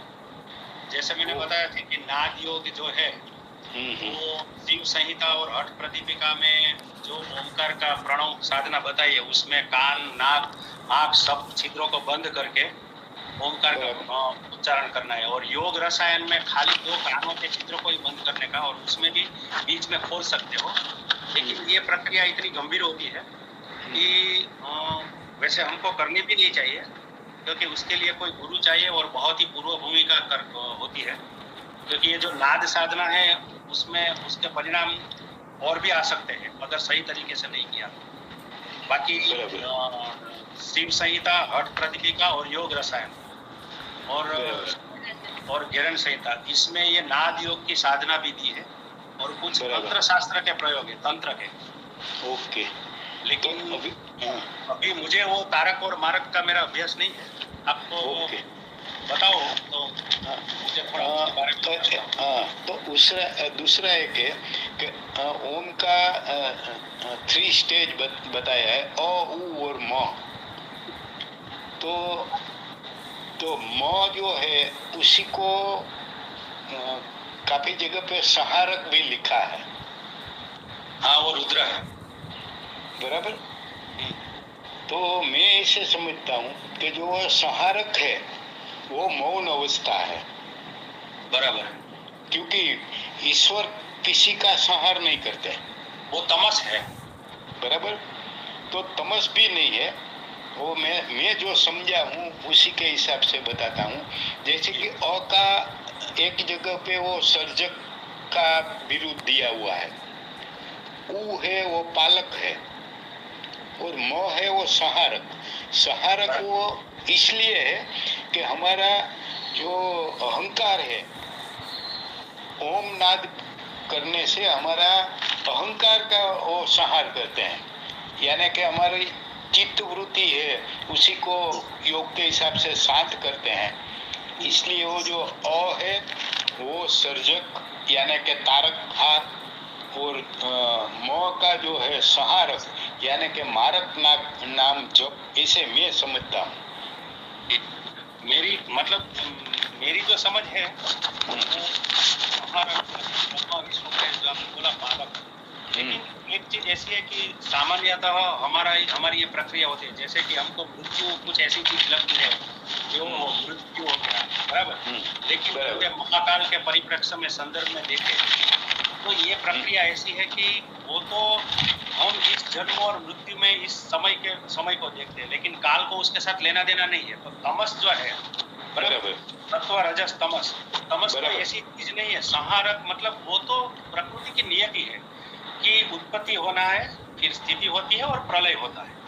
लेकिन वो इतना बड़ा स्पान है, जैसे वो युग और महायुग, कल्प और मनु, उसके बाद ब्रह्मा का एक दिन, फिर ब्रह्मा की एक रात, और ऐसे ब्रह्मा के 100 साल, तब जाके फिर से प्रलय होते और फिर से पृथ्वी उत्पन्न होती है। ये चक्र निरंतर चलता ही रहता है। तो अ, उर और मकार जो है, जो ब्रह्मा विष्णु महेश है, क्योंकि जब तक ये प्रलय नहीं होगा तब तक फिर से उत्पत्ति नहीं होगी, और वो जरूरी भी है। तो ये जो पूरा काल चक्र और सृष्टि की स्थिति बदलती रहती है, उसको ओम उसका वाचक है। और ऐसा भी कहा है शास्त्रों में कि ओम है वो तो बीज रूप है, वो तो है ही। प्रलय के बाद भी क्या होता है, क्योंकि उत्पत्ति तभी होगी ना जब कुछ होगा।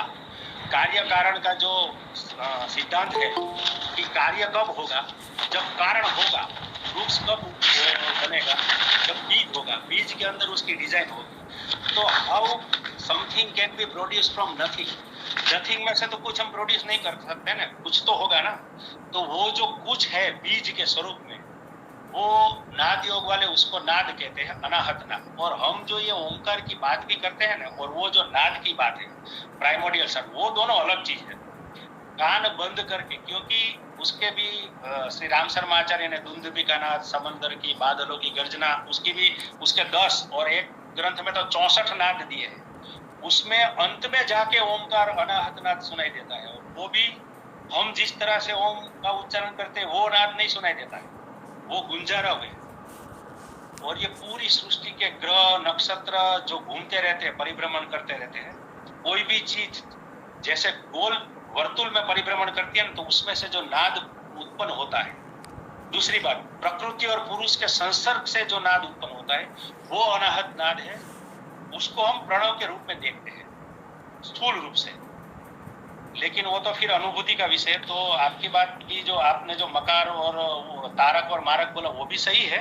वो भी एक मतलब there are different aspects of everything, और बहुत सारी चीजें, आपकी बात सही है। ओके, शुक्रिया। अब ठक्कर साहब कुछ कहना चाहते हैं, बोलिए ठक्कर साहब। जहाँ तक मुझे थोड़ा ख्याल यानी ध्यान है कि गणेश जी कोई भी पूजा अर्चना या ध्यान कुछ भी करते हैं तो शास्त्रों में ऐसा बताया है कि गणेश जी की प्रथम स्थापना होती है, पहले उनको आह्वान करते हैं और उसी का एक रूप ये ओम है जो अपन आज जिस पे बात कर रहे हैं। तो मैं शायद जो समझा हूँ वो मैंने बता दिया। अब मैं संजय भाई साहब से निवेदन कर रहा हूँ कि उसके बारे में अगर कुछ है तो अपने पे अपना वक्तव्य दें। नहीं, आपने सही बताया। इसलिए जो पुनीता ने गणपति अथर्वशीष की जो बात कही ना, जो पश्यंती के रूप में, वो इसीलिए कही जो वैसे वो गणपति अथर्वशीष है, बराबर, उसमें ये ही दिया है ओमकार का। और गणपति है वो मूलाधार चक्र को रिप्रेजेंट करते हैं, वो आधार है, सबसे अधिष्ठाता है वो किसी भी चीज। इसलिए जो आप समझते हो वो सही है कि ओमकार है वो भी आधे और आधार, आधे के बिना आधार नहीं है और आधार के बिना आधे नहीं है। तो इसीलिए गणपति अथर्वशीष में पुनीता ने जो बोला कि ओमकार को कैसे उन्होंने पश्चिम मतलब देखा, किस स्वरूप में देखा, उसका शाब्दिक रूप में वर्णन है। वो गणपति अथर्वशीष में इसीलिए है। दूसरी एक आपसे सलाह मशवरा करना चाहता हूँ। ओम का प्रणव और एक शब्द उसके लिए है अक्षर, आपने बताया, लेकिन ये अक्षर के कई ग्रंथों में दो अलग अलग संधि विच्छेद करके दो अलग अलग उसके अर्थ बताए हैं। अगर उसी के बारे में कुछ आप विस्तार से कहेंगे, आपको जो होगा तो बताइए, तो उससे कुछ प्रकाश पड़ेगा। अस्तु। अक्षर के बारे में मुझे एग्जैक्टली याद नहीं है, लेकिन दो तरीके से मैंने कहीं पढ़ा था। एक तो जो मैंने बताया अक्षर, मतलब जिसका नाश नहीं होता है, ध्वनि का नाद का नाश नहीं होता है, इसलिए उसको अक्षर कहा है, बराबर। दूसरा एक कहीं पे रेफरेंस था अक्ष वत्ता र, जे अवत्ताक्षर ऐसा अक्ष वत्ता र, लेकिन अभी मुझे वो रिकॉल नहीं हो रहा है कि वो अक्ष और र से क्या उसका तात्पर्य था। और इसका कारण ये भी है कि कुछ चीजें ऐसी होती है कि मुझे फिर वो उसका तात्पर्य समझ में नहीं आता है, या तो कई बार कुछ चीजें मैंने आपको एक एग्जांपल दिया। मैंने बहुत बड़े, उनके बहुत सारे वीडियोस है, बहुत बड़े विद्वान हैं, उनको ऐसा कहते सुना है कि वो ओम है, बराबर। अभी वो व्यक्ति ऐसे है कि जिसके बारे में मैं कुछ बता नहीं सकूं, नाम भी नहीं ले सकूं, लेकिन अगर व्याकरण की गुण संधि के हिसाब से देखें तो वो ओम नहीं है, ओम है। इसी तरह से अक्षर का एक ही व्याख्या मेरी समझ में आई है, अवत्ताक्षर। दूसरी जो कुछ थी अक्षवत्ता र, वो कुछ मेरे समझ में भी नहीं आई, मुझे याद भी नहीं है। अगर आपको वो अक्षवत्ता र का कुछ पता है तो आप बता सकते हो। जहां तक मेरे ध्यान में है अवत्ताक्षर बता दिया, यही सही है। लेकिन जो दूसरा तक से मिला है उसका, यहाँ सारे विद्वान बैठे हैं, एक अक्ष वत्ता र है, और उन्होंने ये उसमें उसका जो भावार्थ प्रकट किया है उसमें ये बताया है कि इंद्रिय जो है वो अक्ष है और र जो है वो इंद्रिय में रहने वाला। तो मेरे दिमाग में नहीं बैठ रहा, क्योंकि ओम जो है वो तो र को इंद्रियों से जोड़ना, मतलब र को अगर इंद्रियों से जोड़ना है, वैसे वो राम के बारे में भी नहीं कि भी वो अग्नि राम है, उसको र वत्ता अ वत्ता म तो अग्नि है, तो मतलब वो आप जो बराबर है, सही बता रहे हो, ऐसा कहीं लिखा है, लेकिन वो मेरी समझ में नहीं आता है। मतलब वही मैं कह रहा हूँ, क्योंकि अक्ष ये तो संकुचित बना रहा है, इसका जो अर्थ निकलता है वो तो प्रणव मंत्र का संकुचन करके अपने को लघु में लाने की कोशिश हो रही है। अक्ष वत्ता र, अक्ष को इंद्री बताते हैं, तो इंद्री से तो परम ब्रह्म जो है, ओम का जो नाद है वो परम ब्रह्म है, निराकार रूप में उसको जोड़ने के लिए है, और ये तो इंद्री पे आ गई बात। तो मैं उसी में जो असमंजस में पड़ा था उसी के लिए मैंने आपसे प्रश्न कर दिया।